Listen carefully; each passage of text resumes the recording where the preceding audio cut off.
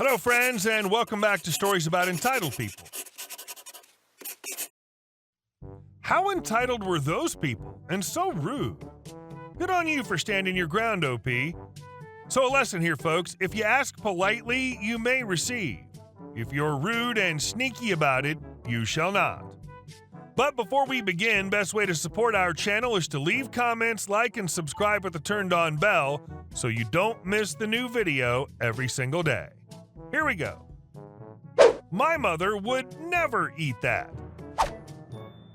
So I work in an NHS hospital. For those unfamiliar with the NHS, it's the healthcare system in the UK where most aspects of healthcare are paid for by national insurance, which comes out of your wage slip and funds the NHS. As well as this, all food provided by the NHS is covered. I can honestly say I'm very proud to work there and hope I do for many years to come. I was in work when the kitchen staff were asking patients what they would like for dinner. I heard patient B request a roast lamb dinner and an egg custard. Some pastry thing, Brits love it. I think it's vile. Patient B had full capacity, but her daughter usually sat with her in the hospital, even after visiting times, because most of the staff were too intimidated by her to ask her to leave. Her daughter spent most of the time slagging off the hospital and its care to her mom, as if her mom was the only patient in the entire hospital. Dinner time approaches and I was helping the healthcare staff, and I approached patient B with her roast lamb dinner and vile egg custard. The scene goes something like this. Patient B: "What is this? I didn't order this."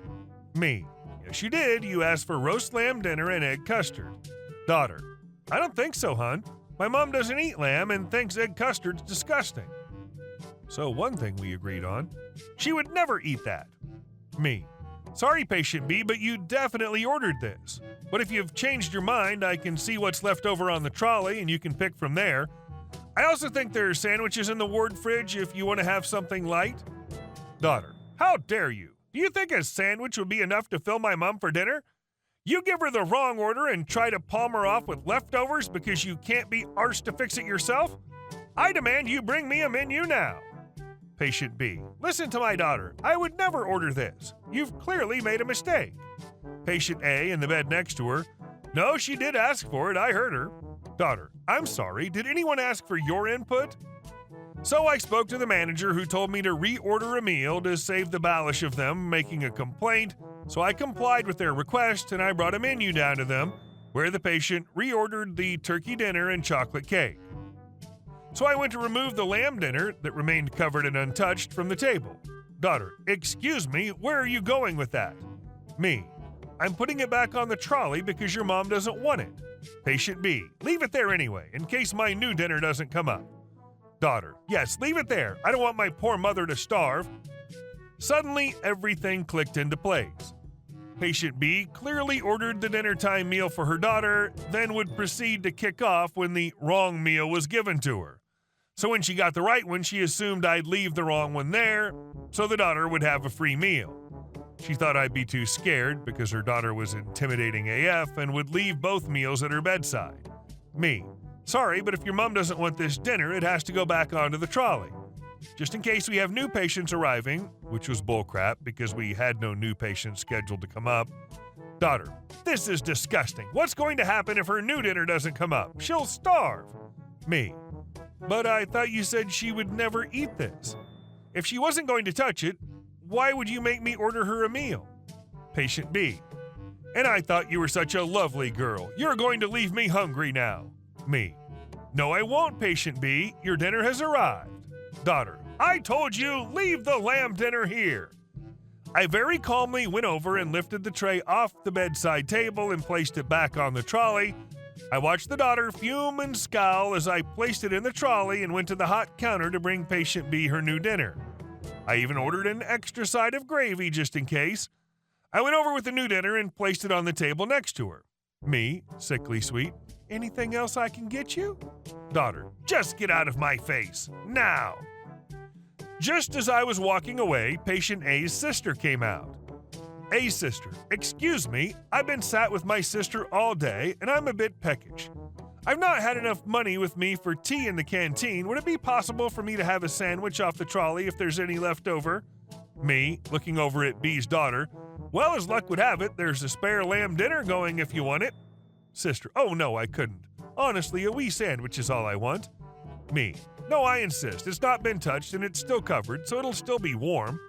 Hang on and I'll get it. It'll only go to waste if it's left on the trolley. A's sister. Oh, that's lovely. Thank you so much. I then got to witness B's daughter throw a massive temper tantrum and storm off the ward. If a person treats others with a selfish and malicious mindset, it's their natural instinct to expect others to do the same. And our second story. Change our expenditure accounts? The food bank will have a feast. This happened about 10 years ago when I worked for a company doing community nursing. We were provided with company cars and a prepaid card for expenditure, fuel and food. The card had a limit of 400 euros per week, the card resetting to the 400 limit every Monday morning. Despite the 400 euros limit, the usual amount any of us spent each week was around 150 to 200 euros depending on travel. The usual was to get a full tank once a week, which was around 55 to 60 euros, and the rest was coffee and lunch. Enter Paul. He was the financial officer and had some pretty unique ideas about changing the finances of the company. One of the ideas he instituted was a change to our prepaid cards. He dropped the limit to 50 euros a day, with the card resetting every day. As you can understand, this was a problem, especially if you consider that a full tank costed 55 euros minimum. If you used the card for fuel, then the rest was paid out of pocket.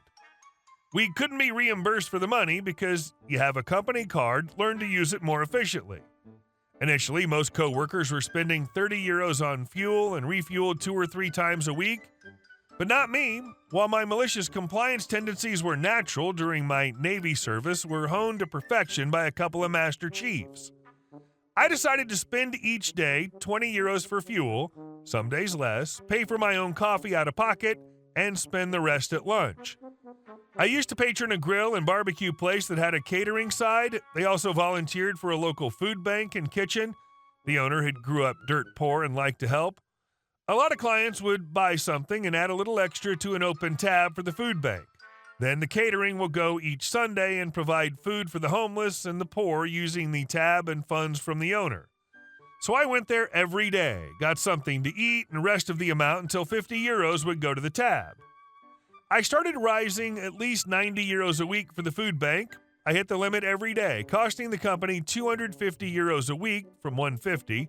Paul was furious. He was trying to save money, and I was costing him more. He asked me to explain my expenses, food and fuel. He asked for receipts. I provided them. The receipt said food, nothing else. He finally said I should eat cheaper. I told him the company couldn't force me not to eat whatever I wanted. After that meeting, a couple of coworkers saw me coming out smiling and inquired about it. I explained what I was doing. The smiles on their faces? Soon afterwards, 6 nurses spent all their expenses the same way. The aftermath.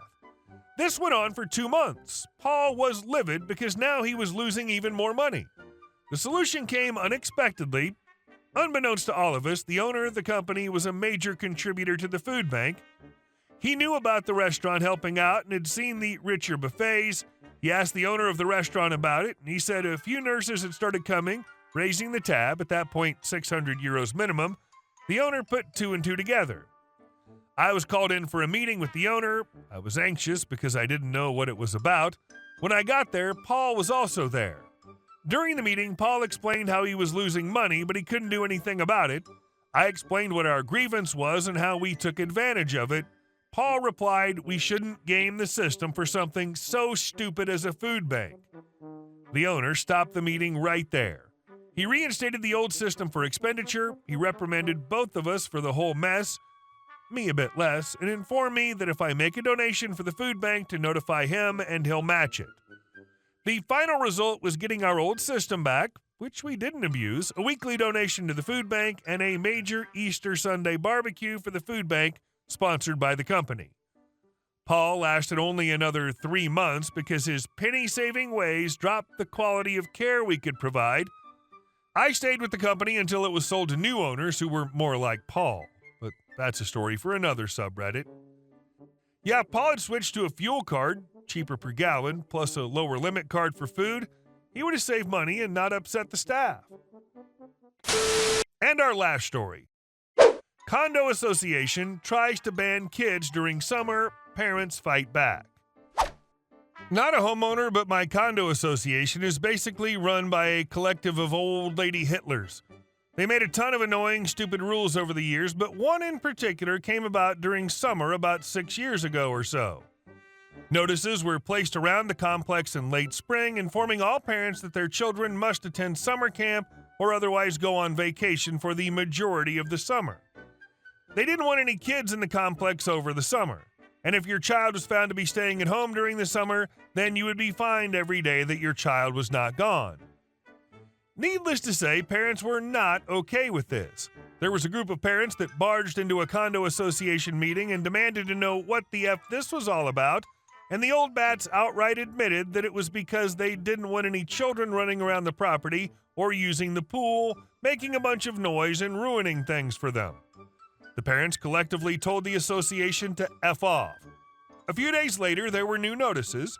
These notices basically said that, sure, your kids can stay here, but they're only permitted to use the pool on Saturday afternoon and can only play in the yard from 11 a.m. to 3 p.m. and only 3 days a week all summer. The parents collectively told the association to F off. New notices came up, this time allowing the pool only on Saturday and Sunday and allowing outside play for the same hours every day.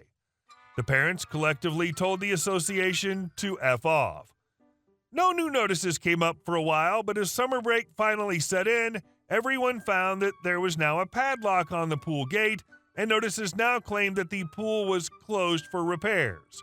Repairs that never happened, but apparently took all summer long and ended the first day school started again. And that, my friends, is how a group of parents fought back against a condo association gone power hungry. Smash that like button if you believe in the power of community, and subscribe for more tales of epic showdowns against ridiculous rules. Hey guys, thank you all for watching the video. I'll see you in the next one.